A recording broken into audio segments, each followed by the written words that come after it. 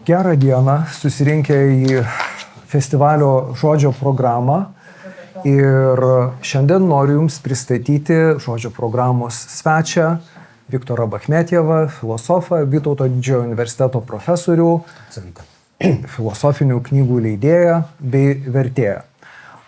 Viktoras šiandien paruošė pranešimą tema laiko traumos, fantominiai skausmai ir Hamleto ištakumas. Keletą klausimų po to, kai Viktoras perskaitė savo pranešimą, užduosiu aš, kultūros istorikas Aurimas Švedas. Ir žinoma, jūs. Guten Tag. Wir haben heute eine weitere Veranstaltung des Wortprogramms. Ich möchte Ihnen Viktoras Bachmetjevas vorstellen. Er ist ein Philosoph, ein Professor an der Vytautas-Magnus-Universität, ein Verleger und auch ein Übersetzer. Er hat für heute einen Vortrag vorbereitet mit dem Titel Zeittraumata, Phantomschmerzen und Hamlets Nachtblindheit. Nach dem Vortrag werde ich ein paar Fragen stellen und dann haben Sie auch die Gelegenheit, Fragen zu stellen. Žinoma, mums dviem kalboms susikalbėti padės mūsų nuolatinė festivalio dalyvė ir gelbėtoja tokiose situacijose, vertėja Jūratė. Bei der Kommunikation in zwei Sprachen wird uns Jūratė Škauskaitė behilflich sein. Viktoras kalbės lietuviškai, skaitys pranešimą lietuviškai. Tikiuosi, kad jūs turite pranešimo tekstą vokiškai, tie, kurie nesupranta lietuvių kalbos. Viktoras wird auf Litauisch lesen. Ich hoffe, dass diejenigen, die kein Litauisch verstehen, den Text bekommen haben. Auf Deutsch. Okay. Labą dieną. Man didelis malonumas ir garbė dalyvauti Tomo Mano festivalyje. Labai ačiū rengėjams, kad mane pakvietė. Prieš pradėdama savo pranešimą turiu vis tik pataisyti Aurimą, pedanto pastaba. Nesu VDU profesorius, esu VDU docentas, bet tikiuosi... Tai ištaisoma. Tikiuosi VDU rektorius išgirs Aurimo riktą ir padarys, kad jis būtų neberiktas.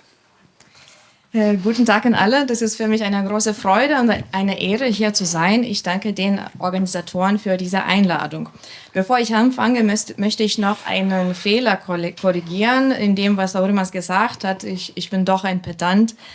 Ich bin tatsächlich kein Professor, sondern nur ein Dozent an der Vytautas-Magnus-Universität. Aber ich hoffe, dass der Rektor der Universität diesen Versprecher gehört hat und ihn dann irgendwie auch umsetzen wird. O dabar mano pranešimas. Jau iš Augustino esame išmokę skirstyti laiką į objektyvų ir subjektyvų.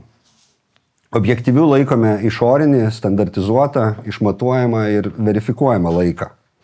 Jis nepriklausomas nuo pavienio stebėtojo ir yra savireferentiškas. Kaip užburtame kalne apie tokį laiką taikliai pastebėjo Joachimas Simpsonas, aš cituoju, minutė trunka tiek, kiek reikia sekundininkui, kad jis galėtų apibėgti savo ratą. Citatos pabaiga. Tiesa, svarbu, kad šis objektyvus laikas turi nemažą dalį sutartinumo. Valanda ir sekundė yra sutartiniai laiko matai, tačiau nevalia sakyti, kad objektyvus laikas tik sutartinis. Valanda yra laiko vienetas, gautas padalinus pakankamai natūralų, gamtišką, taigi objektyvų reiškinį. Laiko tarpą, per kurį Žemė apsisuka aplink savo ašį, į 24 lygias dalis. Panašiai yra su metais, laiko tarpu, kurį Žemė užtrunka keliaudama aplink Saulę. Kita vertus, vienų ar kitų gamtos reiškinių parinkimas objektyviam laikui matuoti jau pat savaime turi arbitralumo. Skirtingi kalendoriai remiasi skirtingų kosminių kūnų judėjimų vieniems ar kitiems laiko riboženkliams nustatyti. Ir vis dėlto. Jau pats rėmimasis gamtos reiškiniais pavaizdžiai rodo, kad objektyvus laikas yra lokalizuotinas išoriškai individo atžvilgiu. Subjektyvus laikas priešingai yra išgyvenamas vidujei, yra individualus, varijuojantis, nevienamatis ir neperkeliamas. Kitaip tariant, jis yra laiko subjekto patirtis, jo išgyvenimas. Ir be šio, turiu omeny individą, neturi prasmės. Kaip oponuodamas Joachimui pastebi Hansas Kastorpas, cituoju, juk apskritai laiko nėra iš tikrųjų. Jeigu jis žmogui atrodo ilgas, tai ir yra ilgas. O jeigu atrodo trumpas, tai ir yra trumpas. O kiek jis yra ilgas ar trumpas tikrovėje, niekas to nežino. Citatos pabaiga. Kastorpas čia ne tik tvirtina subjektyvaus laiko pirmumą, bet ir apskritai neigia objektyvaus laiko pažinumą. Objektyvus laikas, tai yra laikas nepriklausomas nuo subjekto, teigia jis, galbūt ir egzistuoja, tačiau žmogui, pažįstančiam individui, toks laikas yra neprieinamas. Net ir ne visuomet pritardama tokiai radikaliai Kastorpo tezei, modernybė šiame Joachimo ir Kastorpo dispute pirmenybę teikia pastarajam. Po dekartiškoji vakarų mąstysena, būties pamatų padariusi kogito, mąstantį subjektą, laiką yra linkusi suvokti visų pirma kaip to individo vidinę patirtį. Kantiškasis laikas ir erdvė kaip apercepcinės juslumo formos, Bergsono laikas kaip išgyvenama trukmė, Heideggerio laikiškumas ar net Husserlio fenomenologinė laiko samprata. Visos šios teorijos turi tam tikrą objektyvaus laiko formulę, tačiau net ir savo skaidriausiamis akimirkomis koncentruojasi į subjektyvų, individe lokalizuojamą laiką. Objektyvus, kartais moksliniu vadinamas laikas, čia atlieka geriausio atveju nepageidaujamo įsunio vaidmenį. Kai Heideggeris tvirtina, kad vienintelis autentiškas laiko išgyvenimas yra Dasein, pavienio konkretaus individo laikiškumo patirtis, kurią jis sieja su tokiomis egzistencinėmis kategorijomis kaip buvimas myriop, rūpestis ir numatymas, jis manosi, Heideggeris turiu omeny, jis manosi aprašinėjęs fundamentales laiko charakteristikas. Būtent todėl laikas jam struktūruojasi išimtinai subjekto rėmuose, kaip subjekto buvimo vieta ir kaip vieta subjekte. Laikas patiriamas kaip dabarties taškas, iš kurio sąmonė ištįsta į praeities atmintį ir ateities numatymą.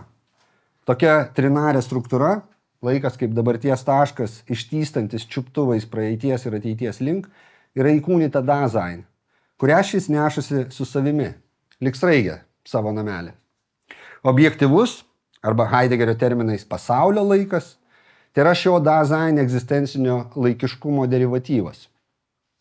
Panašiai mato Bergsonas, kuriam trukmė, diurė, skirtina nuo laiko, tom. Trukmė yra testinė, nedaloma, kokybinė ir išgyvenama, tuo tarpu laikas yra erdviškas, dalinamas, kiekybinis ir matuojamas. Pastarasis yra pirmojo vedinys ir kraštutiniais vengtinais atvejais jo simuliakras.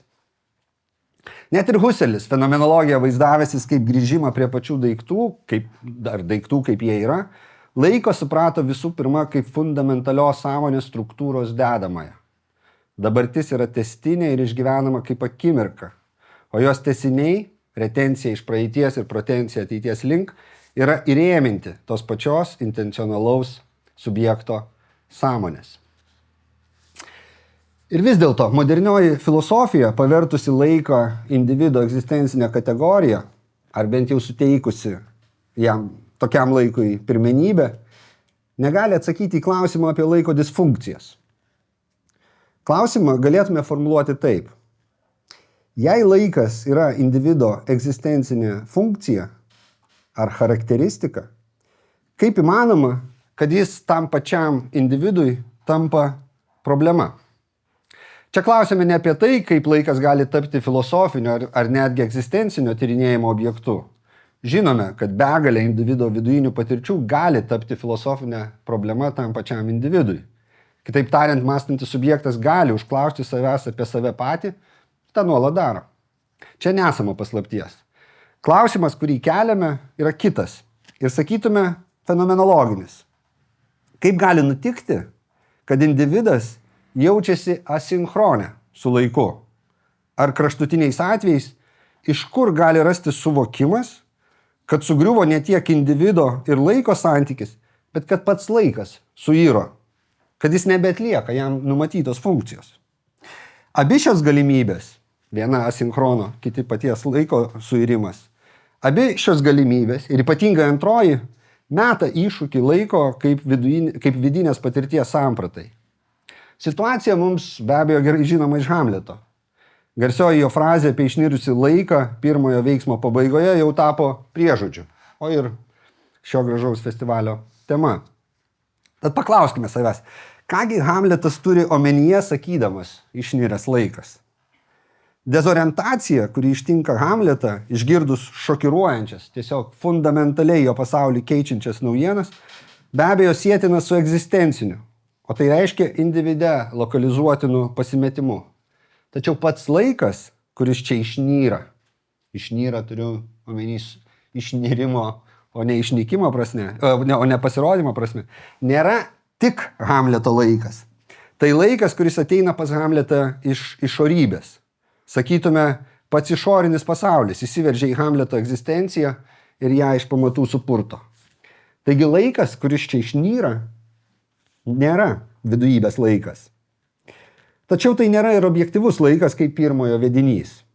Jau minėjome, kad mokslinis ar objektyvus laikas, kaip jį įpratę vaizduoti modernybės filosofai, yra ne tik išvestinis, bet ir sutartinis. Kaip ir kiti mato vienetai, temperatūros laipsniai, įtampos voltai, Artūrio bareliai, jie yra sąlyginiai. Būtent jų sutartinumas ir suteikia jiems tam tikrą objektyvumo laipsnį, leidžiantį lyginti ir bent tiek numanyti. Tačiau būtent šis sutartinumas niekaip negali sukurti tos egzistencinės dezorientacijos, kuri ištinka Hamletą.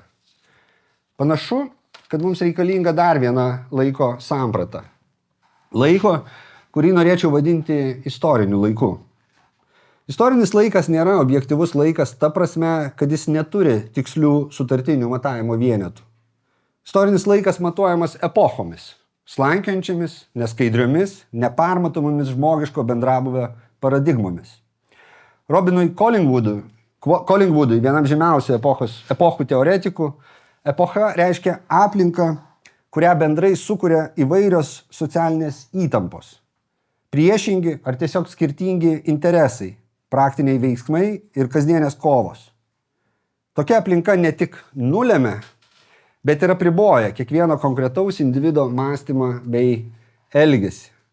Kiekvienas žmogus, kiekvienas jo priimtas sprendimas, taigi ir kiekvienas istorinis įvykis yra susijęs ne tik su keletu, bet ir su neribotu skaičiumi kitų istorinių įvykių, veikėjų, taip pat kultūrinių ir socialinių veiksnių. Visi šie veiksniai yra tiek daugelypiai ir tiek kompleksiški, kad jų neįmanoma susisteminti ir suvokti kaip aiškių visumos dalių. Kiekvienas istoriko bandymas perprasti ankstesnės epochas užčiuopia tik dalį šių procesų. Ir tą dalį sutvarko pagal savo sampratas, priklausančias jau istoriko epochai. Taigi, epocha yra istorinio laiko matas, kuris tačiau neturi liniuotės. O konkretus individas savo epochą neretai patiria tiesiog kaip išplėstinį, išsferintą dabarties tašką. Individui tai, kaip taikliai pastebi Collingwoodas, yra aplinka. Kitaip tariant, tai jau nebe laiko, o erdvės kategorija. Ir kaip jau minėjome, istorinis laikas nėra ir subjektyvus, vidujybės laikas. Epochą išgyvename kaip išorišką mus ištinkančią, o taigi egzistuojančią nepriklausomai nuo mūsų. Nors Collingwoodas akcentuoja epochos kompleksiškumą ir neperregimumą, neperregimumas čia suvoktinas kaip negalėjimas prisikasti iki pačių epochos pamatų, tai nereiškia, kad individų jo gyvenama epocha pasirodo kaip problema ar neapriepiama egzistencinė užduotis. Epocha taip gali pasirodyti individui, tačiau įprastai epochą priešingai priimame kaip savaime suprantamybę. Ji tiesiog įkrauta iki refleksyvių prielaidų ir intuicijų, kurios kiekvienam individui supina nebūtinai tolydų, galbūt rizomišką, tačiau būtinai prasmingą tinklą. Būtent tokio prasmės tinklo buvimas leidžia kalbėti apie mūsų laikus, nepaisant to, ar tuos laikus laikome vykusiais, prastais ar ir apskritai užmirštinais. O dabar tezė. Laikas išnyra, kai epochoje įvyksta lūžis, kuris supurto pačius epochos fundamentus. Tas jau minėtas iki refleksyves, galbūt lig tol tik intuityviai jaustas prielaidas ir asumpcijas, kurios tačiau visuomet yra fone, kai kalbame apie mūsų laikus, šiuos laikus ir panašiai. Tas supurtimas dažniausiai pasirodo kaip kitos jau praėjusios epochos ženklai. Kitaip tariant, laikas išnyra, kai epochoje pradeda rodytis praeities šmėklos. Neatsitiktinai Hamleto laikas sugriūva, kai jį aplanko vaiduoklis. jau pats iš savęs ir ontologiškai, ir fenomenologiškai žymintis esinį iš kito, ne šio laiko. Hamleto tėvo šmėklos iš ano jau praėjusio laiko pasirodžiusios būtybės misija yra pranešti, kad šis laikas, ši epocha, šis prasmių tinklas savo fundamente yra supuvęs. Esamos epochos pasaulėvoka, teigia tėvo šmėkla, tas neartikuliuotas, tik implikuotas pasakojimas savo apie mūsų laikus yra nepilnas. Jame esama nutylėjimo.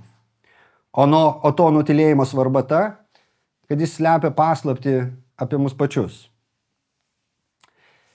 Jau Žakas Derida savo knygoje Markso šmėklos pastebėjo, kad šmėklos iš praeities yra geriausias, sutrikusios savimi nebeužtikrintos epochos ženklas. Komentuodamas Hamleto patirtį, Derida nukala specifinį būties režimą, vietoj ontologijos pasiūlydamas hauntologijos terminą. Būčiai, kurią persekioja šmėklos, nusakyti. Lietuviškai kartais verčiama kaip šmėklologija. Anot jo šmėklos pasirodo kaip neišspręstų praeities neteisybių ženklas. 1993 metais, tuo metu, kai Francisas Fukuyama rašo apie istorijos pabaigą, turėdamas omenyje, kad su šaltojo karo pabaiga didieji istoriniai antagonizmai išspręsti ir liberalioji demokratija yra tam tikra visų ligtolinių antagonizmų sintezė, o taigi ir istorijos kulminacija. Taigi tais pačiais metais Derida rašo apie Markso šmėklas, kurios niekaip nesutinka pasitraukti iš liberaliojo kapitalizmo pergalės vakarėlio. Marksizmas, anot jo, nors ir fundamentaliai pralaimėjęs politinių ideologijų kovą, atsisako trauktis. Būtent taip galima, o galbūt ir reikia, interpretuoti vis išnyrančius sovietinės praeities ženklus Lietuvoje. Atrodytų, kad praėjus 35 metam po okupacijos, sovietinis palikimas jau turėjo nuslinkti į užmarštį. Tačiau stebime priešingą procesą. Sovietinės praeities ženklų panašu pradėjo daugėti. Kasdien jų aptinkama vis daugiau. Jos infliacija tapo tokia didelė, kad teko priimti atskirą desovietizacijos įstatymą, sukurti atskirą valstybinę instituciją, kuriai pavestas darbas išvalyti Lietuvą nuo sovietinio palikimo ir jo ženklų. Nereikia itin stiprios poetinės vaizduotės, kad šios ženklus, ar tai būtų sovietinio meto skulptūros ant tilto, ar svarbios sovietmečių personos vardu pavadinta gatvė, ar tiesiog žodynas. Matytum, nereikia itin stiprios vaizduotės, kad šios ženklus matytum kaip praėjusio laiko ženklus, kurie atrodytų, kuo intensyviau trinami, tuo labiau rėžia akį ir persekioja kiekviename žingsnyje. Vaiduokliai pradeda matytis visur. Kanalizacijos dangtis su vis dar rusišku užrašu, senas troleibusas ar netgi ateities gatvė. Neseniai teko matyti aktyvistų sudarytą sąrašą gatvių, kurių pavadinimus reiktų keisti. Tarp jų papuolė ir ateities gatvė, nes, cituoju, sovietmečių propaganda žadėjo atvesti į šviesų komunistinį rytojų. Citatos pabaiga. Taigi pats ateities minėjimas jau esąs sovietmečio ženklas. Ironiška, bet garsioji komunizmo šmėkla komunistų partijos manifeste nurodo kaip tik kitokią schemą. Pavertę komunizmo atpirkimo ožių, jo oponentai pradeda jį matyti visur. Būtent tokiu būdu randasi komunizmo regimybė, jo šmėkla, kurią reikia sugauti, išvaryti ar sunaikinti. Lietuvoje panaši šmėkla turi sovietizmo vardą. Pas mus įprasta viskam, kas atrodo netinkama ar nepriimtina, klijuoti sovietinio etiketę. Po šią rubriką gali pakliūti viskas, nuo transporto priemonių iki bendravimo kultūros. Vienas Lietuvos premjeras, nebejodinai linkėdamas kuo geriausio, kadaise pareiškė, kad Lietuva pradės gerai gyventi, kai išmirs visi gyvenę sovietmečiu ir jį atmenantis. Dabar jau gan užtikrintai galima teigti, kad jis klydo. Vis augančios ir intensyvėjančios pastangos išnaikinti sovietinį paveldą, vietoj to, kad jį mažintų, atskleidžia vis naujus ir naujus sovietinio įspaudo klodus. Tai, kas turėtų mažinti sovietizmo krūvį pas mus, jį tik gausina. Viešojoje erdvėje, kasdienėse interakcijose, politinėse praktikose. Jau kalbama, kad naujoji karta, gimusi po nepriklausomybės atkūrimo ir ne iš tolo neragavusi sovietinio gyvenimo, yra persėjimusi tam laikmečiui ir santvarkai priskiriamomis ydomis. Įspaudas pasirodo besas gerokai gilesnis, o liga klastingesnė nei manyta lig šiol. Pastebėkime, kad panaši problematika daugiau mažiau tipinga visoms pokolonijinėms visuomenėms. Kolonizatoriaus politika, fizinė, psichologinė, kultūrinė, kalbinė, ideologinė ir taip toliau, yra suvokiama kaip invazija, svetimkunis, prievarta išdeginta žymė, tatuiruotė, kurios reikia žūtbūt atsikratyti tam, kad būtų grįžta į iki kolonijinį, kolonizatoriaus nesuterštą būvį, atstatyta tyrumo būseną, o idealiu atveju ir sulaukta atpildo, bausmės kaltininkui ar bent jau kompensacijos aukai. Kai kada tos žymės ir įspaudai nusakomi bendru traumos terminu. Lietuvoje įsidėmėtinas bandymas būtent tokiu požiūriu aprašyti sovietmečio paveldą yra Danutės Gailienės, net 2 leidimų susilaukusi knyga Ką jie mums padarė. Lietuvos gyvenimas traumų psichologijos požiūriu. Traumos sąvoka, žinoma, ateina visų pirma iš fizinio pasaulio, tačiau dabar neretai kalbama ir apie psichologinę ar net egzistencinę traumas. Šią sąvoką bendriausia prasme žymime skriaudą, žalą ar sužalojimą. Graikiškai trauma reiškia žaizdą. Tačiau, kaip pastebėjo airių filosofas Richardas Kearney, tarp žaizdos, angliškai wound, ir traumos, angliškai trauma, esama esminio skirtumo.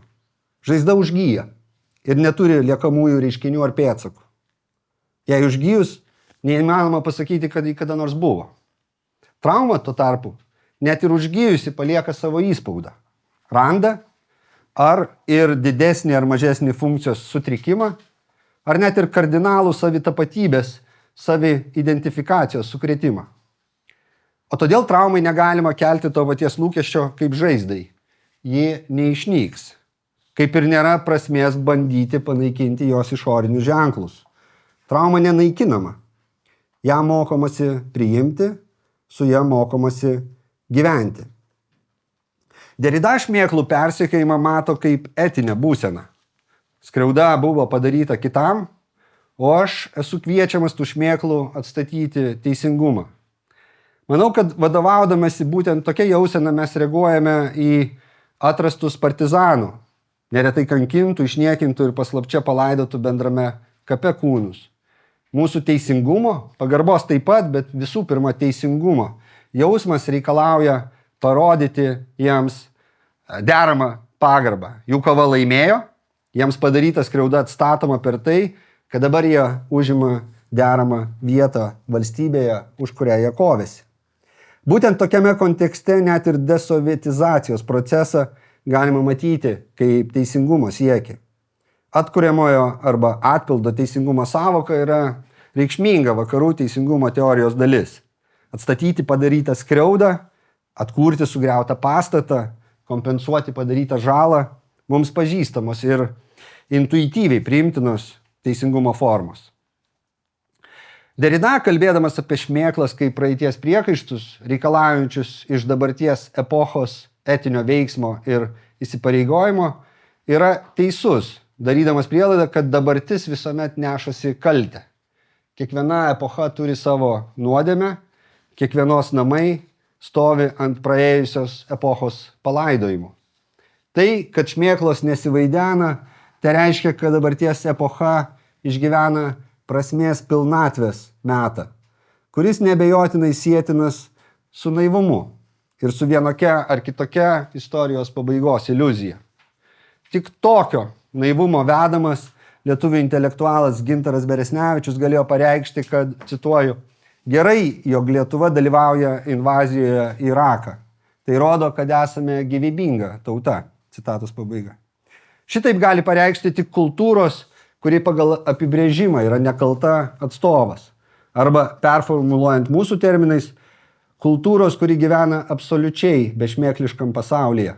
Pasaulyje, kuriame niekas nesivaidena. Kultūra ir epocha čia yra simbiozėje. Ir vis dėlto, skaitant Hamletą ir Derrida, negali nekristi į akis, kaip nekritiškai, tiesiog epifaniškai ir vienas ir kitas priima išvystas šmėklas. vaiduoklis, šmėkla, pamėklė, mano nuomonė pagal apibrėžimą yra stokojanti realumo būtis. Kaip taikliai pastebi Emanuelis Levinas, vaizdinys, prieš mane esantis vaizdas, nors nėra niekas, nėra ir pilnas esinys. Tai virtualios tikrovės modusas, statytina šalia hologramų, sapnų ir kitų vaizdinių projekcijų.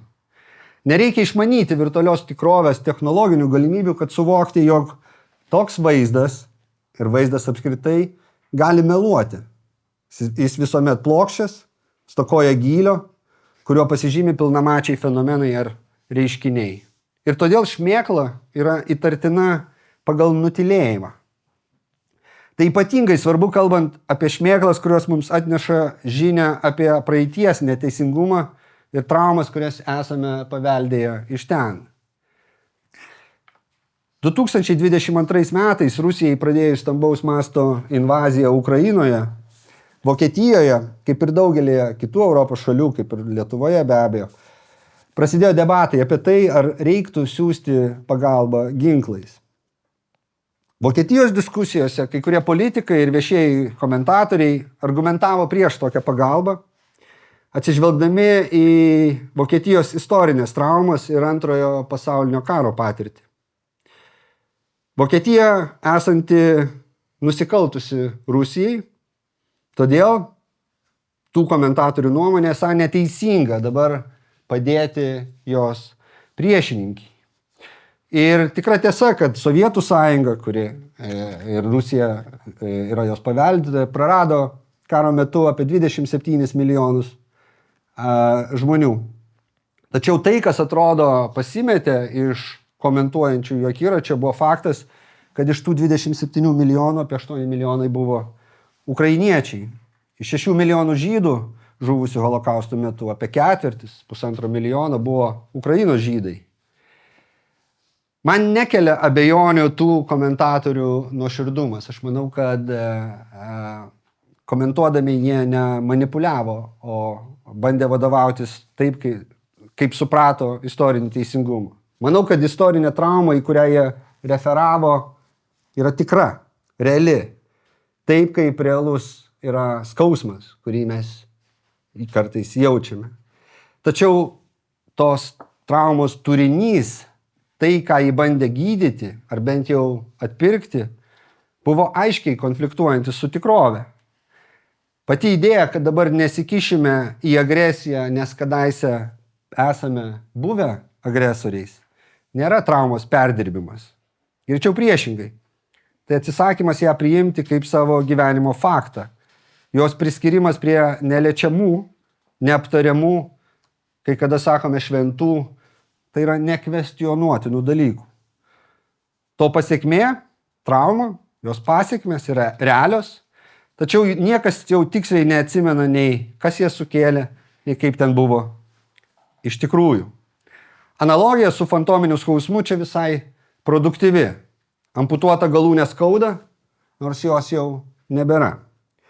Lygiai kaip ir su fiziniu fantominiu skausmu, traumos gali būti ir išorinės įtaigos, įsikalbėjimo dalykas, ar tiesiog atavizmas, pasiekmė be priežasties. Gerokai ambivalentiškiau nei Derrida apie šmėklas, man rodos, rašo Tomas Manas Užburtame kalne. Tai be abejo romanas apie mūsų temą – laiką.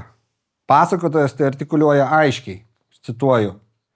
Nors per drąsu tvirtinti, kad galima apsakyti laiką, tai vis dėlto papasakoti apie laiką, matyt, nebus jau toks absurdiškas sumanymas, kaip iš pradžių galėjo pasirodyti. Ir todėl pavadinimas romanas apie laiką gali įgauti savotišką ir dvejopą prasmę. Klausimą, ar galima apsakyti laiką, iš tikrųjų mes ir iškėlėme, norėdami prisipažinti, kad savo dėstomoje istorijoje ir turime užsibrėžę tokį tikslą. Citatos pabaiga. Manau, tas tikslas kuo puikiausiai pavyksta. 7 metų laikotarpis, kurio metu vyksta romanas, tiesiog persmelktas sustojusio, lukuriuojančio laiko, sustingusios epochos pojūčio. Kastorpui, kaip ir Hamletui, laikas išniręs, o Hamleto svarstymų ir dvejonių funkcija Kastorpui įkūnija Setembrinio ir naftos debatai. Ir kaip ir pritinka išnirusio laiko epochai, užburtame kalne pacientai įpranta užsiimti spiritizmo seansais. Vadovaujami vieno iš gydytojų ir pasitelkę jauną pacientę, kuriai priskiriami ypatingi gebėjimai, jie užsiima vaiduoklių vadybą. Kviečia įvairius numirėlius, duoda jiems trivialias ir netokias trivialias užduotis. Viename iš paveikiausių romano epizodų galiausiai prie jų kartą prisijungia ir Hansas Kastorpas. Seanso metu jam pasirodo miręs Joachimas, jo pusbrolis. Burtas pavyksta, šmėkla pasirodo. Cituoju. Hansas Kastorpas juto, kaip Elena Brand alsuoja jam į rankas. Šalimai smarkiai kvepavo Klefeld. Daugiau nieko nebuvo girdėti, tik šnarėjo datėlė ant seniai baigusios groti plokštelės, kurios niekas nesustabdė. Jis nesidairė nei į vieną bendrą, nieko nenorėjo nei matyti, nei žinoti. Pasilenkęs visų lieminių į priekį, per Elės galvą, nuleista jam ant kelių, per rankas, žvelgė pro raudoną prietėmį į svečią, sėdintį kriesle.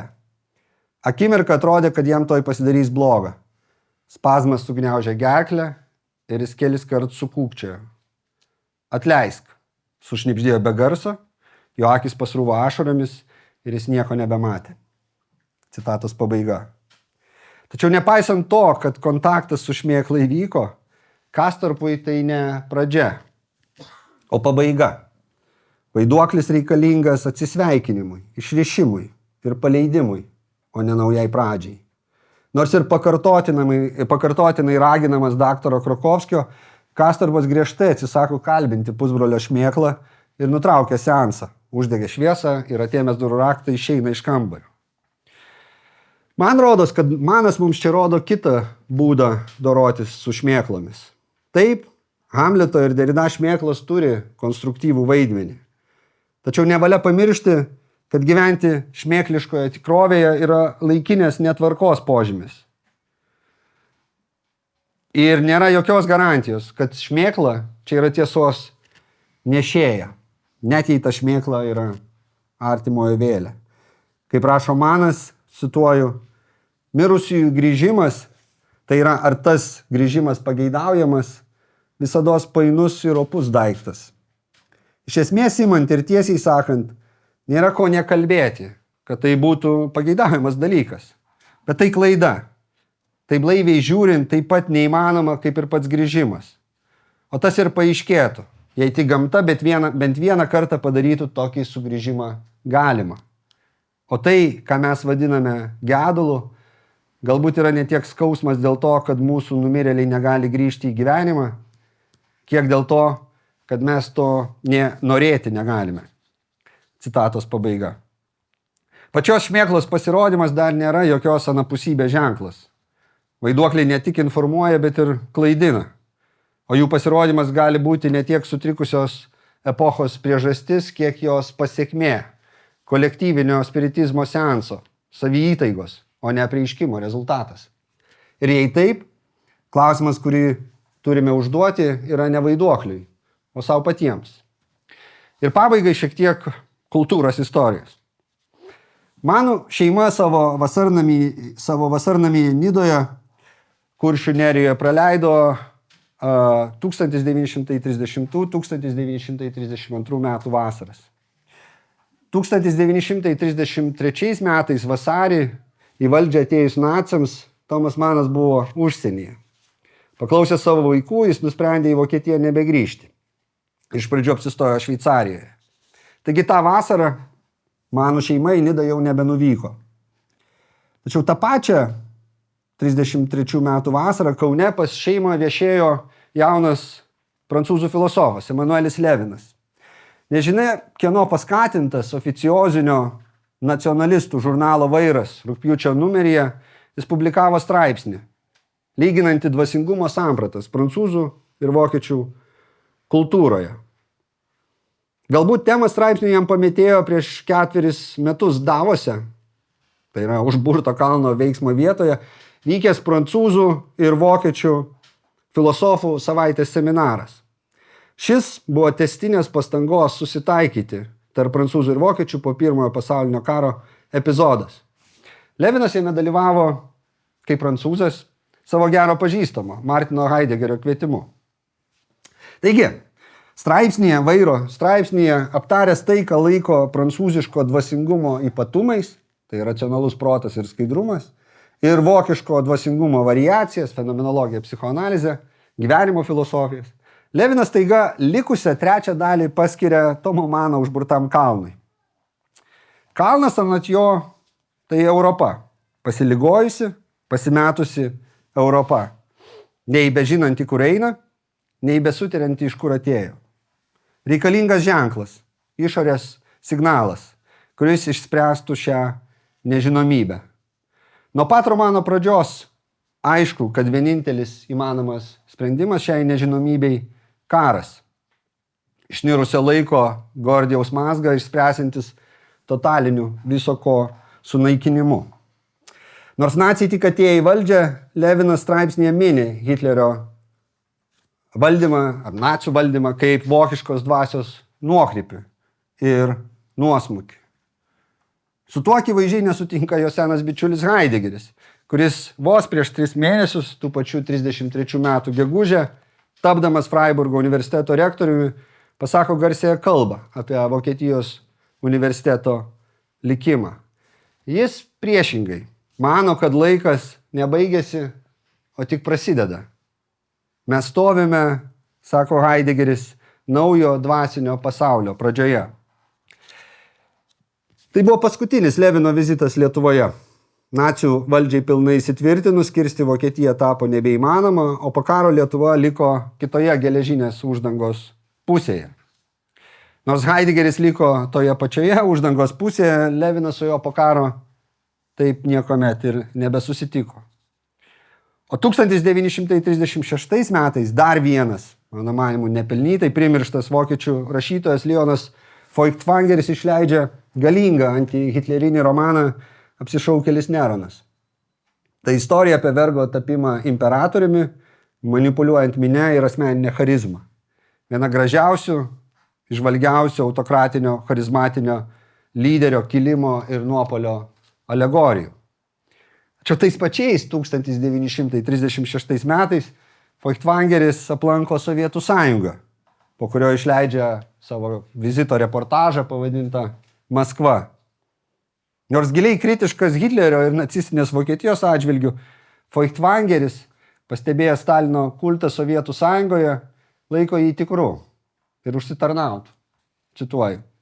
Nėra jokio klausimo, kad didžiumoje atveju šis išpūstas garbinimas, ar šis perdėtas garbinimas yra tikras.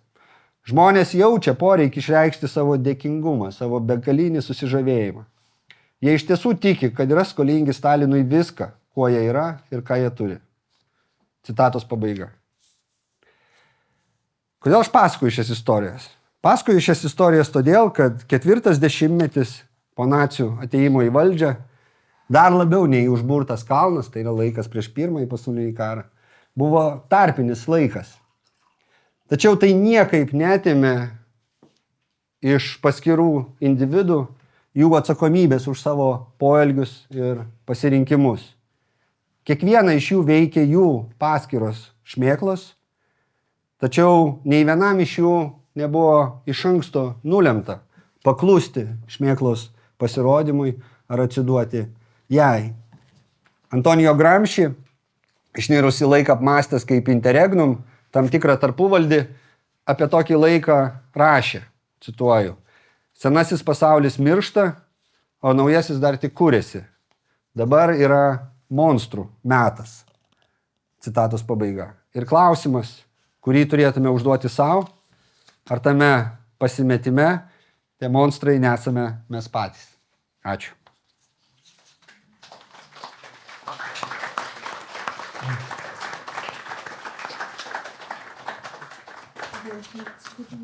Ačiū, Viktorai. Kaip ir planavom, tavo pranešimas iš esmės sutilpo į 1 akademinę valandą. Ir tiesą sakant, mes girdėjom ne vieną, o 3 pranešimus. Tu kalbėjai apie skirtingas laiko sampratas, apie žmogaus arba subjektyvų laiką, tu mąstėjai apie objektyvų gamtininkų arba fizikų laiką, apibrėžėjai, kaip supranti istorinį arba istorikų laiką. Čia pat pateikiai ir išnirusio laiko apibrėžimą. Dar viena tema, į kurią tu gilinaisi, neabejoju, kad bus žmonių norinčių su tavim diskutuoti, klausti tavęs, galbūt tau prieštarauti, mūsų santykio su sovietmečiu, kuriami iššūkiai. Na ir paskutinis dalykas, galbūt dar kas nors kitas ir daugiau temų matys tavo pranešime, tai iš praeities mus pasiekiančių vaiduoklių intencijos, mūsų santykis su jų ir kitų mūsų patirčių sukuriamom traumom. Taigi, aš galėčiau tave klausinėti labai daug, bet sau suteiksiu teisės užduoti tik tai 3 klausimus, bet su išlyga, jeigu nebus kitų, kurie norės tavim labai intensyviai kalbėtis. Vielen Dank. Wie geplant hat dein Vortrag eine akademische Stunde gedauert. Es waren aber eigentlich schon 3 Vorträge in einem. Zum einen hast du über verschiedene Zeitauffassungen gesprochen, über die subjektive menschliche Zeit, über die objektive Zeit und auch einen Begriff der historischen Zeit vorgelegt. Darüber hinaus hast du die aus den Fugen geratene Zeit definiert. Ein weiteres Thema war unser Verhältnis zu der Sowjetzeit, ein Thema, zu dem viele Menschen vielleicht auch Fragen oder Kommentare haben werden. Und letztens die Intentionen, die Absichten, die die Gespenster haben, die zu uns aus der Vergangenheit kommen, unser Verhältnis zu diesen Geistern aus der Vergangenheit und mit unseren Traumata. Ich könnte eigentlich viele Fragen stellen, ich werde mich aber auf nur 3 begrenzen. Kadangi tu pabėgai nuo tikėjimo temos, o šis festivalis šalia sąvokos išniras laikas turi labai stiprų akcentą į tikėjimo plotmę. Aš be jokios abejonės noriu tavęs klausti, kokio tikėjimo arba tikėjimo kuo atramos padeda filosofui gyventi išnirusio laiko epochai. Ir kad jau būčiau visiškai sąžiningas, turiu pasakyti, kad apie išnirusį laiką istorikai taip pat daug masto ir jie ieško tam tikrų atramų tikėjime, bet šį sykį apie filosofų tikėjimą.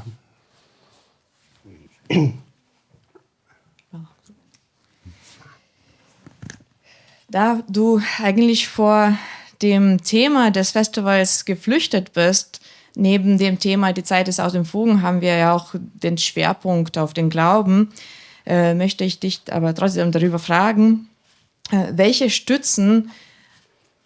Glaubensstützen hat denn ein Philosoph in der aus den Fugen geratenen Zeit? Woran glaubt ein Philosoph? Ich müsste sagen, als Historiker, wir überlegen ja auch oft über die Zeit, die aus den Fugen geraten ist, und wir suchen auch nach Unterstützung, also nach diesen Stützen. Welche sind das aber bei einem Philosophen?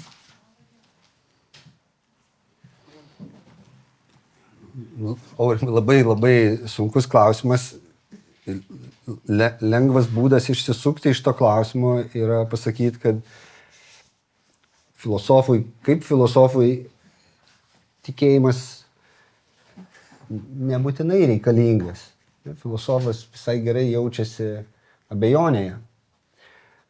Bet aš manau, kad tavo klausimų, aš kaip čia pasakyti, prisikabinčiau prie klausimo raidės, bet ne prie dvasios. Ir gal ne visai būtų sąžininga šitaip išsisukinėti.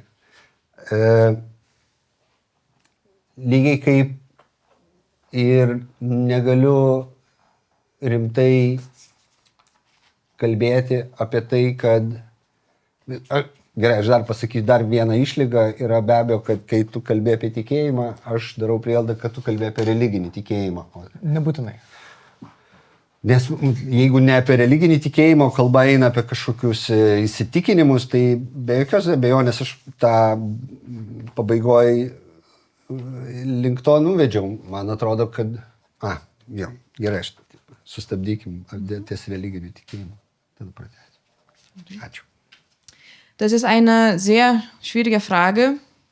Als Philosoph könnte ich ein gewisses Ausweichmanöver machen und sagen, als Philosoph brauche ich den Glauben nicht unbedingt.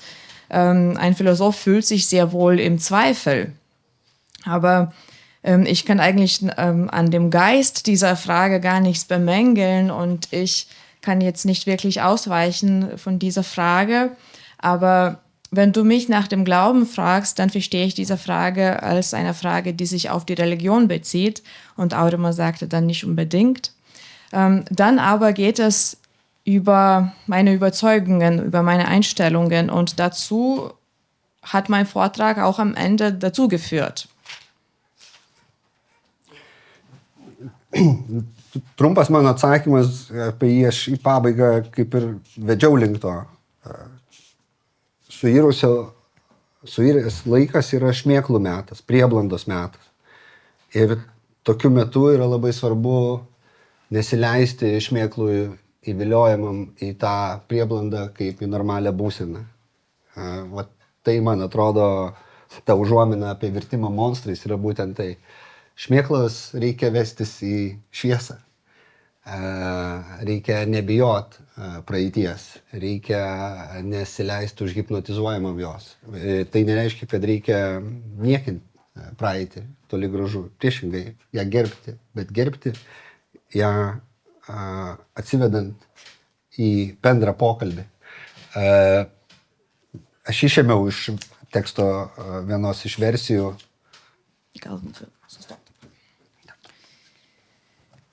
Also kurze Antwort. In meinem Vortrag wollte ich am Ende tatsächlich darauf hinaus. Diese Zeit, die es aus den Fugen geraten ist, ist eine Zeit von Gespenstern, eine Zeit des Zwielichts. Es ist wichtig, von den Geistern, die dann erscheinen, nicht verführt zu werden in dieses Zwielicht.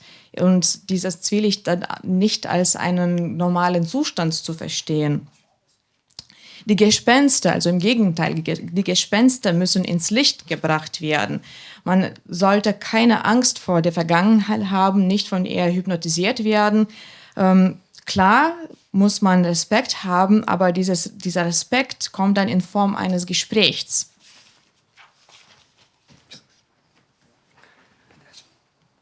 Štai nuskambėjo pirmasis mano klausimas. Prašom įsijungti pokalbį, profesorė Ruth. Vielen Dank für den Vortrag, der viel zu denken gibt. Aber wo ist die Nachtblindheit von Hamlet jetzt geblieben?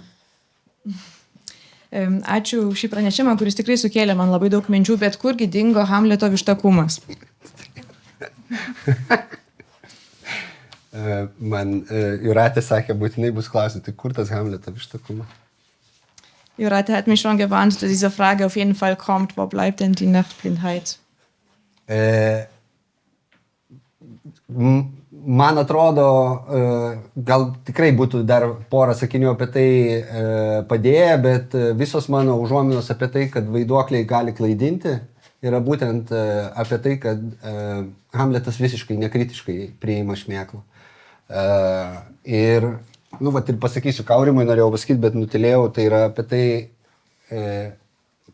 aišku, tas Hamletas analizuotas įvairiausiais pjūviais, bet dabar ruošdamasis dar paskaitinėjau, man vis tiek suintrigavo, kad ta šmėkla atsisako kalbėti su Hamletu prie visų. Jis sako, Hamletui, einam į šoną, aš čia tau tik vienam papasakosiu šitą baisę neteisybę, kuri nutiko.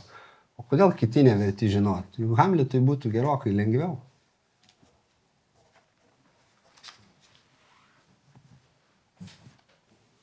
Klaidina.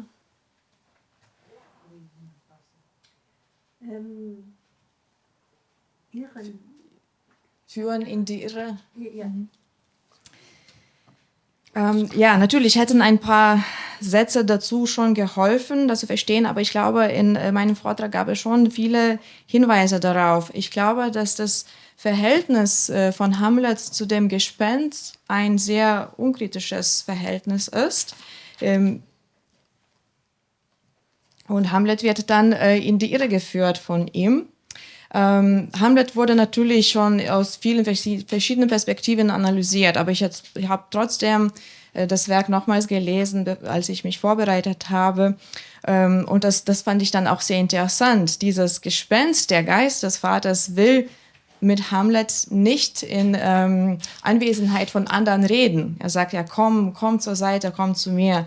Warum denn? Warum dürfen die anderen das nicht erfahren? Das hätte eigentlich Hamlet schon geholfen. Ar bus daugiau klausimų? Gibt es noch mehr Fragen? Sveiki. Tai norėčiau, iš tiesų aš susimaščiau apie tokį dalyką kaip objektyvus laikas. Nes tiesiog mano visi apmąstymai buvo būtent čia kryptim, pranešimas tiesiog iššūkė tokį. Ir tada pradėjau mąstyti, kas yra tas objektyvus laikas. Ir taip, jeigu žiūrint iš Žemės perspektyvos, tai gaunasi Saulės judėjimas. Viskas gaunasi apie Saulę judėjimą ir net pačioj Žemėje, ar ne, jau čia Saulė Vilniuje leisis vienu metu, ne tai kitu metu. Tai čia gaunasi, tarsi atrodytų, kad tą objektyvų laiką Žemėje nubrėžia Saulės judėjimas. Nes, mes turime Mėnulį, bet čia Mėnulis, kada teka, vis tiek yra pagal Žemės perspektyvą, ar ne? Aš atsiprašau, kad labai ilgas klausimas, nes darbiškai ir pati mąstau, ar sustoti, nes... Zustalkt. Ich habe jetzt über objektive Zeit nachgedacht. Alle meine Überlegungen gingen in diese Richtung. Was ist denn diese objektive Zeit? Im Prinzip ist der Bezug der objektiven Zeit die Bewegungen um die Sonne oder die Bewegungen der Sonne.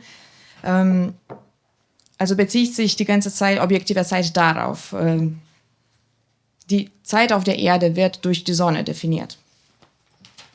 Tai tada grįžtu, nes man tada biškai pradėjo birėti objektyvumo savoką, nes aš išanalizavus priejau tą tašką, kad gaunasi Žemėje objektyvus laikas yra tiesiog Saulės judėjimas ir iš kokio Žemės taško aš jį matau, čia diena, naktis, valanda tokia, Čia gaunasi taip. Ir tada, bet mes kalbam, jeigu jau apie Žemę ir Saulę, mes jau kalbame apie Saulio sistemą. Mes nekalbame apie laiką, pavyzdžiui, su kaimynė, Venera, Marsu ir panašiai. Ir tada gaunasi tokiam, aš biški pakilau virš to, kas tas objektyvus laikas paanalizuoti iš tiesų yra. Ir tada iš Žemės sistemos mes praimam tik 2 dedamasias dalis. Jau tai rodo ribotumą. Ir tada toks gaunasi, aš ką tik praradau tą atramą į objektyvų laiką ir jis man jau vėl pasirodė žemiškai subjektyvus, nes mes dar galėtume plėstis. Bet turime, jeigu mes net nekvestionuojam tokį neįsigilinam, o tiesiog pasakom objektyvus laikas, mes net prarandam gebėjimą, kiek tai yra ribota įvardinant, kad tai yra objektyvu.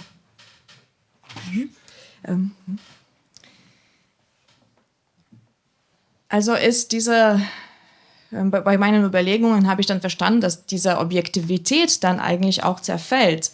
Auf der Erde wird die Zeit nach den Sonnenbewegungen gemessen, aus verschiedenen Perspektiven, auf jedem Punkt der Erde. Aber man müsste dann auch über das Sonnensystem sprechen. Warum bemessen wir die Zeit nicht nach den Bewegungen von anderen Planeten, von Venus zum Beispiel? Was ist dann diese objektive Zeit? Sie ist dann letztendlich sehr begrenzt. Also wird sie eigentlich wieder zu einer subjektiven Zeit. Aš labai atsiprašau, kad sugrioviau jums, bet taip, kaip ir visi mato vienetai, yra sutartiniai. Kai dabar aš jūsų paklausiu, koks yra atstumas nuo Nidos iki Kauno, jūs man atsakysit 200 keliasdešimt kilometrų, ar ne? Kas tie kilometrai? Yra toks susitarimo 1000 metrų. Kas yra metras? Metras yra kažkur Paryžiuje taloninis metalo gabalas, pagal kurį mes nusprendėm matuoti. Tai tas objektyvumas yra toks. Aš šiaip tai nepykstu dėl to sutartinumo, išskyrus už temperatūrą, labai pykstu ant Celsijaus, nes kas čia per kvailystę žmogaus temperatūra 36,6. Negalėjo kažkaip apvalaus skaičiaus mums surasti. Bet jau taip gavosi, nes nusprendė vandenį pasirinkti, ne? Vandenį, atsiprašau, kaip atskaitos tašką. Aš tuo. Es tut mir sehr leid, dass ich jetzt Ihren Zeitbegriff, also dass Ihr Zeitbegriff jetzt durch mich so zerfallen ist. Ja, alle Maßstäbe sind so. Sie sind eine Sache der Konvention, eine Sache der Vereinbarung. Wenn man mich jetzt fragen würde, wie weit ist Kaunas von Linden entfernt, könnte man sagen über 200 Kilometer. Was ist denn ein Kilometer? Es sind 1000 Meter und 1 Meter ist halt bemessen nach einem Stück Metall, das irgendwo in Paris liegt. Das haben wir halt so verabredet. Also das regt mich nicht auf. Was mich aber aufregt, ist die Temperatur nach Celsius. Warum beträgt denn die Temperatur des menschlichen Körpers 36,6 Grad? Man könnte doch eine schönere Zahl wählen können, aber so ist es halt. Der Ausgangspunkt ist ja die Wassertemperatur.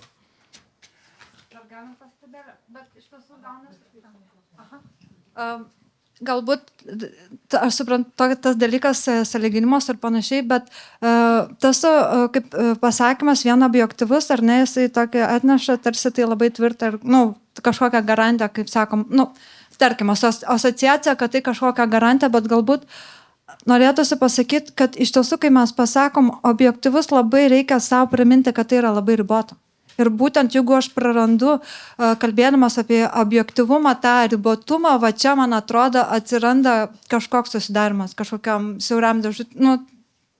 Nežinau, tiesiog man dabar supratau, kad kalbant apie objektyvumą, nebeišeina išmesti ribotumo sąvokų. Eine kleine Anmerkung, wenn man das Wort objektiv hört, dann klingt das wie so eine Art Garantie. Aber wenn wir jetzt die Objektivität so sehen, dann muss man schon sagen, dass sie sehr beschränkt ist. Und das ist für mich dazugekommen heute. Wenn wir vergessen, wie beschränkt Objektivität ist, dann verschließen wir uns quasi in so eine Schublade. Matau, kad mikrofonas yra Gintautės rankose. Tokį sodrų, daug temų suvedanti ir kartu padedanti kai ką apmąstyti pranešimą. Aš turiu tokius vieną gal klausimą, kitą pasitikslinimą.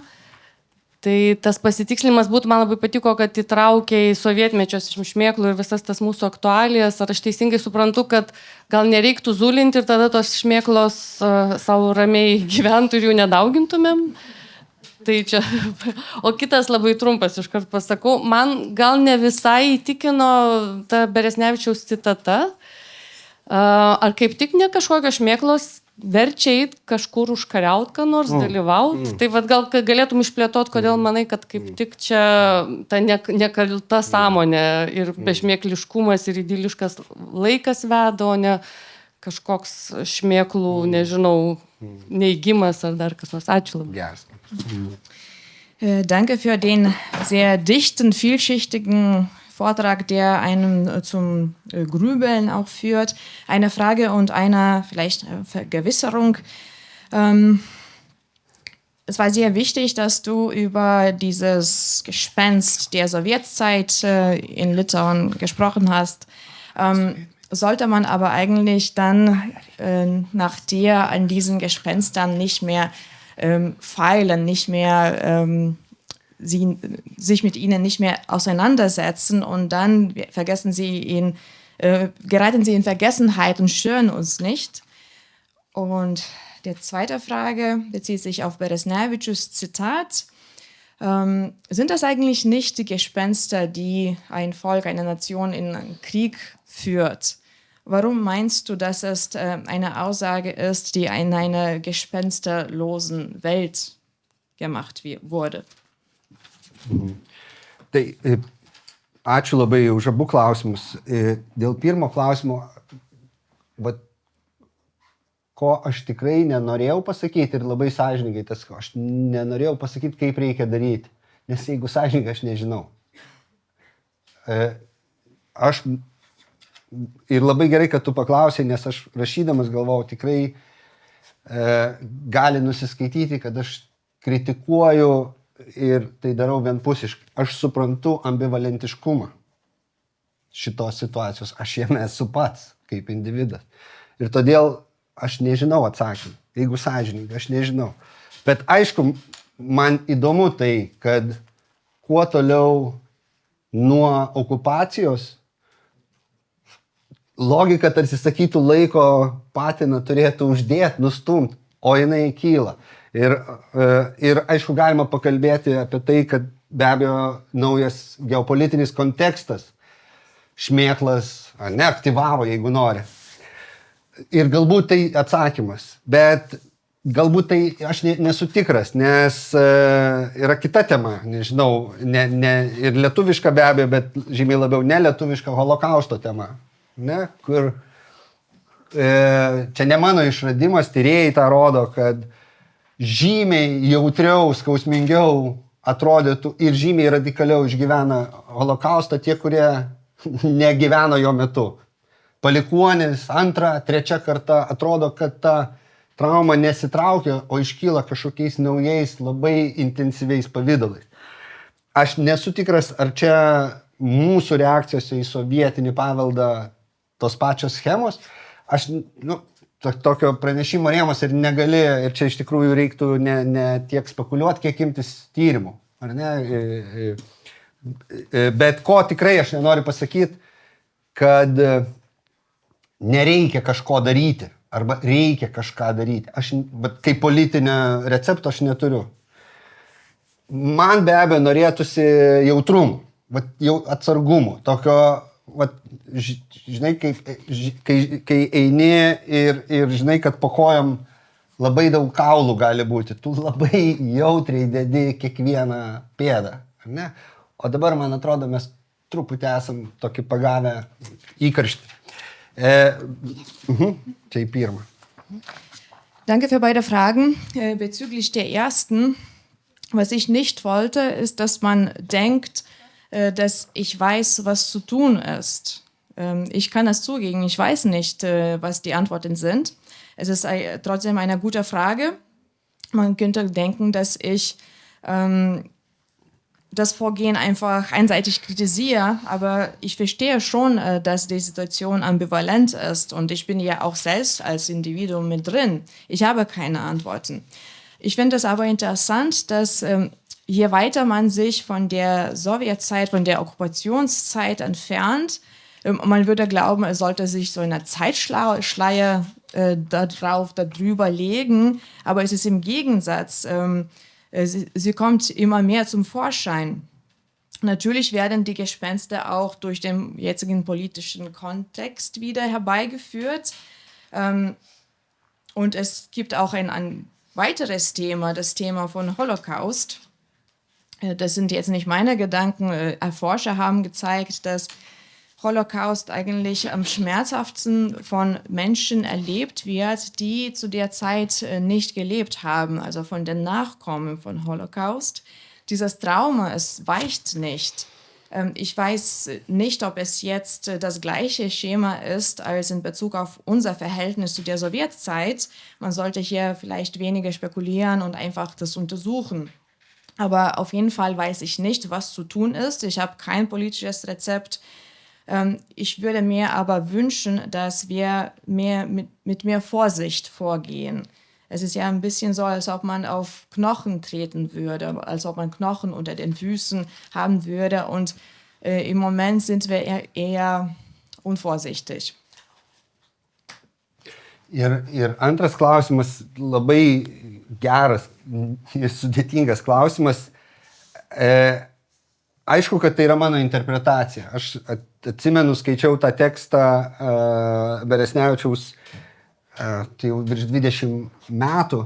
Ir kodėl man atrodė, kad tai ne trauminės patirties pasekmė, ta prasme, kad tai nėra iš skausmo ateinanti tezė. Nes tai buvo vienas iš tų tekstų, kurie dabar panašu vėl tampa po truputį madingi, tų Beresnevičiaus tokių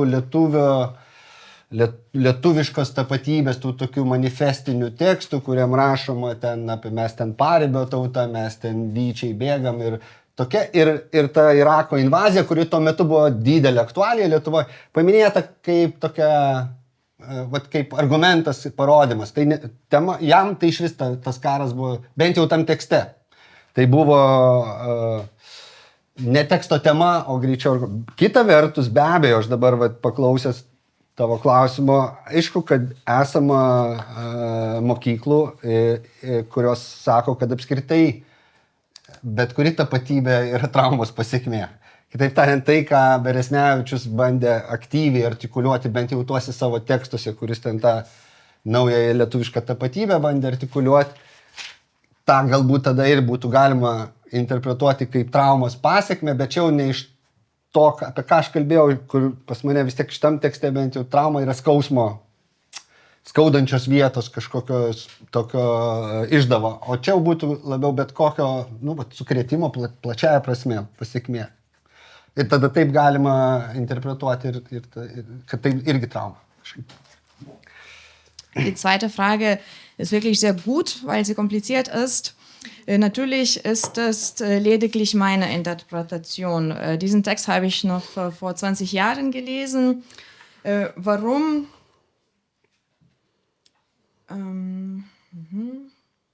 sage ich, dass es nicht eine Folge von Trauma ist?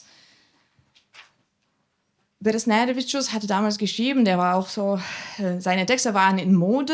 Er schrieb über die litauische Identität als eine Randnation, als eine Kriegernation. Und dieses Thema Invasion im Irak war für ihn eigentlich eine Nebensache. Der hat es nur nebenbei erwähnt. Andererseits gibt es auch Denker, die sagen würden, dass jede Identität eine Folge von Traumata ist.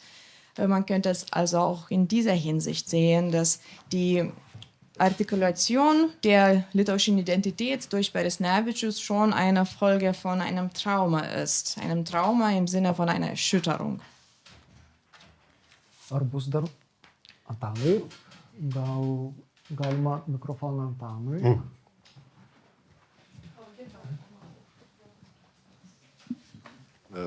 Kad jau čia apie šmėklas kalbame, tai man labai parūpo su šmėklomis. Vieną šmėklą 20 amžius mėgino, uždusino. Iš tikrųjų, tarptautiniu mastu, turiu galvoj nacionalsocializmas, fašizmas, apskritai nacionalizmas, jei norite. Kita šmėkla, mes manėme, kad jinai dingo, bet jinai išvešėjo, nes nebuvo tokio ryšto su ta šmėkla kovoti. Ar jūs taip manote, žodžiu, kitaip sakant, ką manote apie šmėklą, kuri nuo XIX amžiaus vidurio, pasak Markso, vis dar klaidžioja po Europą? Apie komunizmą turite. Ką aš manau apie komunizmą?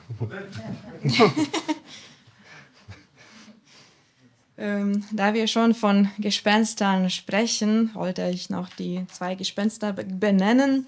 Ein Gespenst ein Gespenst des 20. Jahrhunderts wurde vertrieben, das Gespenst des Nationalsozialismus, des Faschismus. Aber das andere hat sich eigentlich nur ausgebreitet und zieht in Europa umher seit Mitte des 19. Jahrhunderts, laut Marx. Also was denken Sie dann dazu? Iš tikrųjų, kadangi toks klausimas, tai arba reikia labai ilgai atsakinėti, arba šmaikščiai. Tai aš pabandysiu šmaikščiai. Yra tokia istorija apie, aišku, nežinau, kiek ji tikra, manau, kad netikra, apie tai, kad Mahatmas Gandhi paklausė, ką jūs manote apie vakarų civilizaciją. Ir jis sakė, manau, kad tai būtų nuostabi idėja. Tai aš lygiai taip pat manau apie komunizmą. Tai aš turėjau galvoje apie tai, apie tos... Ką jūs manote apie tai, kad šita šmėkla nebuvo, su ja niekaip nebuvo dorojamasi? Ai, okei. Čia neina kalba apie teorinį komunizmą. Ai, jūs turite, supratau.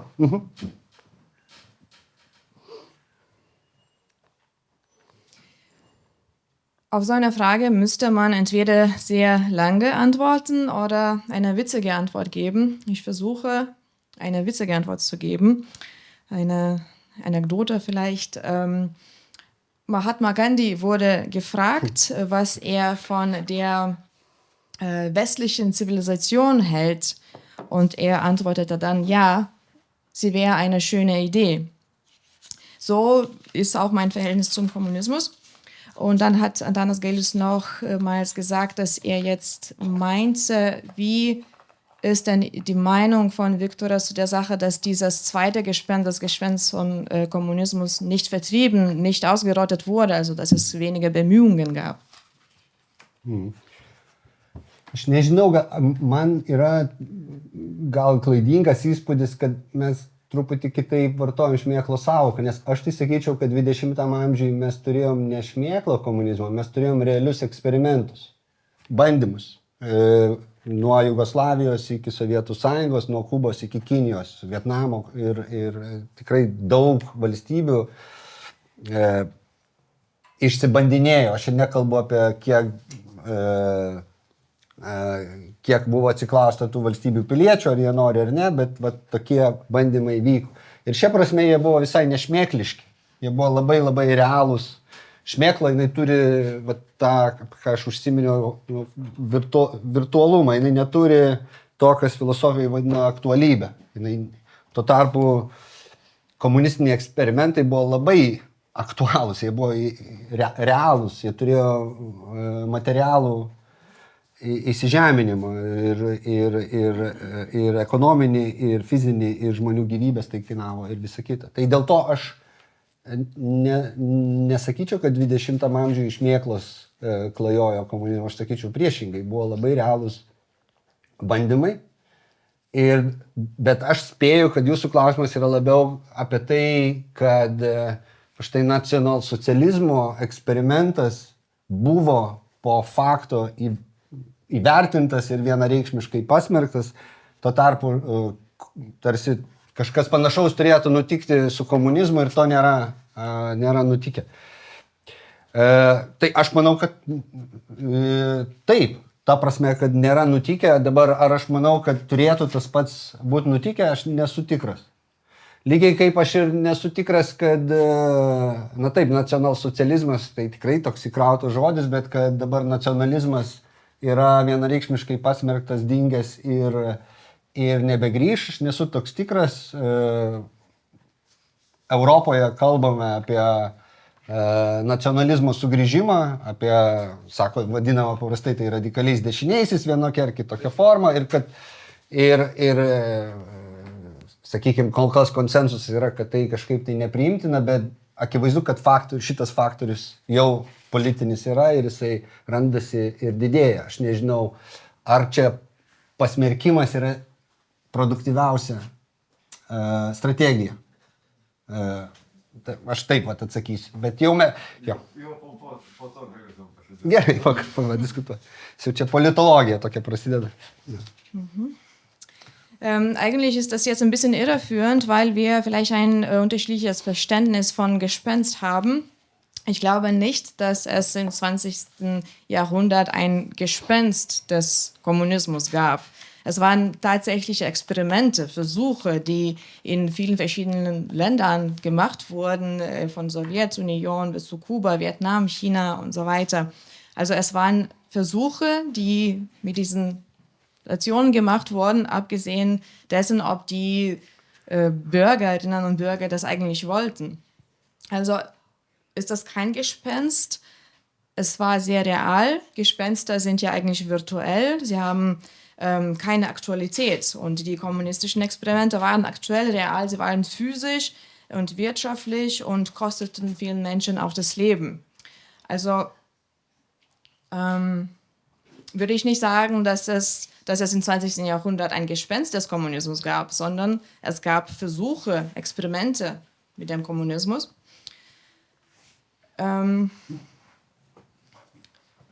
Sie haben aber gemeint, dass Sie meinen vielleicht, der Nationalsozialismus wurde verurteilt.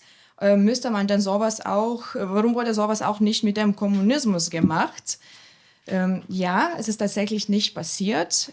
Ich bin aber auch nicht sicher, ob es so passieren müsste. Wie ich auch nicht sicher bin, ob Nationalismus endgültig vertrieben und verurteilt wurde. wie wir sehen, kehrt Nationalismus zurück. In Europa sieht man seine Wiederkunft in Form der radikalen rechten Bewegungen. Also gibt es auch diesen politischen Faktor. Ich glaube, ich bin nicht sicher, ob Verurteilen die produktivste Strategie ist. Aš manau, kad laikas paskutiniam klausimui arba komentarui, jeigu tokių bus. Zeit für die letzte Frage oder für einen Kommentar. Kol rankos nekyla į viršų, skubu pasinaudoti teisę užbaigti pačiam. Šią diskusiją klausimų, kurį taupiau pabaigai. Da es keine Fragen aus dem Publikum gibt, stelle ich selber eine Frage. Viktorai, tu daug kalbėjai apie tai, kad mes patys kartais išsikviečiam praeities šmėklas ir nežinom, kaip su jomis dorotis. Pirmas mano klausimas buvo, kuo tiki filosofai išnirusio laiko akivaizdoj.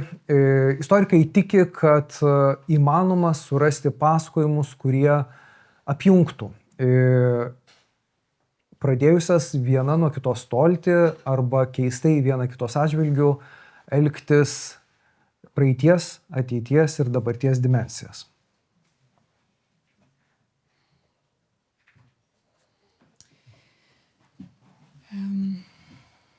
Du hast davon gesprochen, dass wir manchmal Gespenster herbeiführen und dann nicht wirklich wissen, was wir von diesen Gespenstern erwarten sollten. Historiker sprechen darüber, dass man Narrative finden kann, die diese sich auseinanderklaffenden Praeitis, dabartis ir ateitis tolsta viena nuo kitos arba tiesiog juda, keičiasi vietomis, elgiasi keistai. Die diese Vergangenheit, die Gegenwart und die Zukunft wieder miteinander verbinden können, die auseinanderklaffen. Žinoma, tai gražus noras arba tikėjimas, kurį reikia pripildyti turiniu.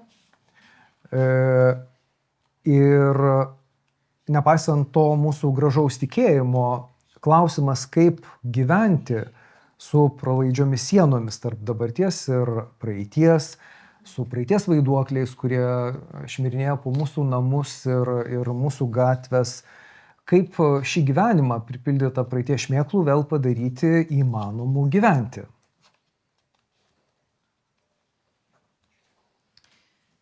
Es ist natürlich ein schöner Wunsch. Man könnte aber fragen, wie könnte dieses Leben, das durchlässige und dichte Wände oder Grenzen zwischen der Vergangenheit und der Zukunft hat, wo Gespenster hinein und hinaustreten können, wie könnte dieses Leben wieder zu so einem Leben gemacht werden, dass es wert ist, das zu leben, möglich ist? Ir aš manau, kad istorikai nesuras, kaip sujungti praeitį, dabartį vėl į vieningą pasakojimą, jeigu neatsakys į vieną profesorės Aleidos Assmann, kuri beje buvo Tomo Mano festivalyje, klausimą. Aleida Assmann sako, nebeužtenka kelti klausimą, ko mes norime iš praeities. Mes privalom užduoti klausimą, ko praeitis nori iš mūsų. Ir tai istorikams yra neįtikėtinai sunkus klausimas. Ich glaube, Historiker werden das nicht finden, was die Vergangenheit und die Gegenwart miteinander wieder vereint oder verbindet, wenn man auf die Frage nicht antwortet, die von Aleida Assmann gestellt wurde, die übrigens auch beim Thomas Mann Festival gewesen ist. Sie sagte, es reicht nicht zu fragen, was wir von der Vergangenheit wollen, sondern wir müssen fragen, was die Vergangenheit von uns will. Viktorai, ko praeitis nori iš mūsų? Was will denn die Vergangenheit von uns, Viktoras? Derrida sako, kad teisingumo. O aš manau, kad nebūtinai. Ir aš ką bandžiau pasakyti pranešime, kad praeitis gali mums meluoti, mus gali lygiai taip pat suvilioti ir užhipnotizuoti. Ir norint, kad tai nenutiktų, reikia visų pirma labai aiškiai būti skaidriam pačiam savo, su savim. Neturėti užkabarių, skeletų spintose. Kaip mokė Jonas Paulius II, nebijot. Nebijot to, ką išvysi.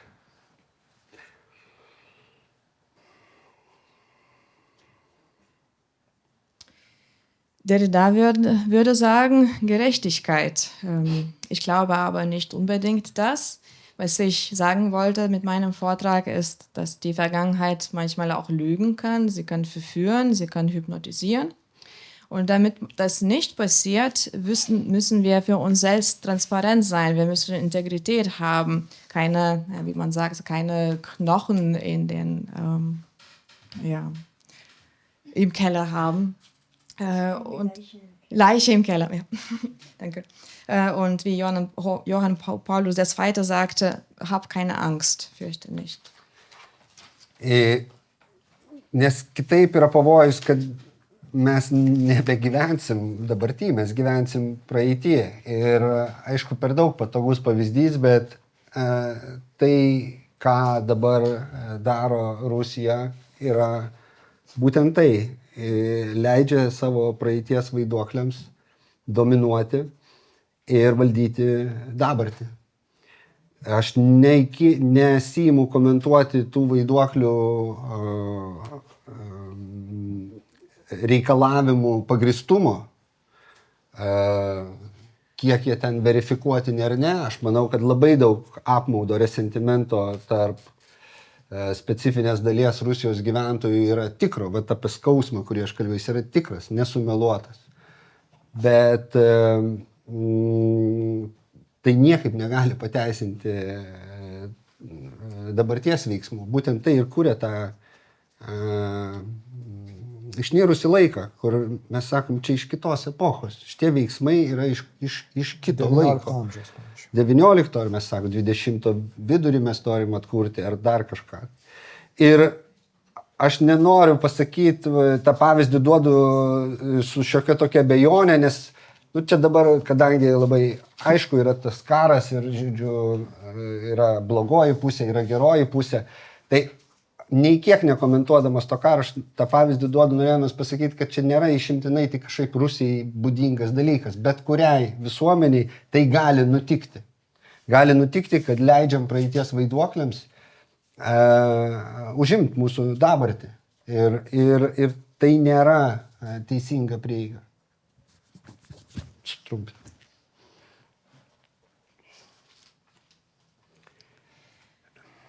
Sonst läuft man Gefahr, dass man in der Vergangenheit leben würde, anstatt in der Gegenwart. Ein vielleicht leichtes Beispiel dafür ist das, was Russland zurzeit macht. Russland erlaubt es, ihren eigenen Gespenstern zu herrschen, über die Gegenwart zu walten. Ich weiß jetzt nicht und ich möchte nicht darüber sprechen, ob diese Erwartungen, die die Gespenster an sie jetzt stellen, ob sie legitim sind. Viel von dem Schmerz, das in Russland gespürt wird, ist tatsächlich echt, ungelogen. Aber das kann doch die jetzigen Taten und Handlungen nicht rechtfertigen. Also es sind Sachen aus dem 19. Jahrhundert. Also gebe ich dieses Beispiel mit einem gewissen Zweifel, ohne den Krieg an sich zu kommentieren. Und ich möchte aber auch sagen, dass es nicht eine spezielle Sache von Russland ist. Das kann jeder Gesellschaft passieren, wenn man die Gespenster von der Vergangenheit in die Gegenwart hereinlässt und es ihnen erlaubt, in der Gegenwart zu herrschen. Aš dėkoju filosofui Viktorui Bachmetjevui, aš dėkoju vertėjai Jūratei Šukauskaitei, aš nuoširdžiai dėkoju Jums, mėly Tomo Mano festivalio žiūrovai ir žiūrovės. Festivalis dar tęsiasi, susitiksime kituose žodžio, kino, muzikos programų renginiuose. Ačiū.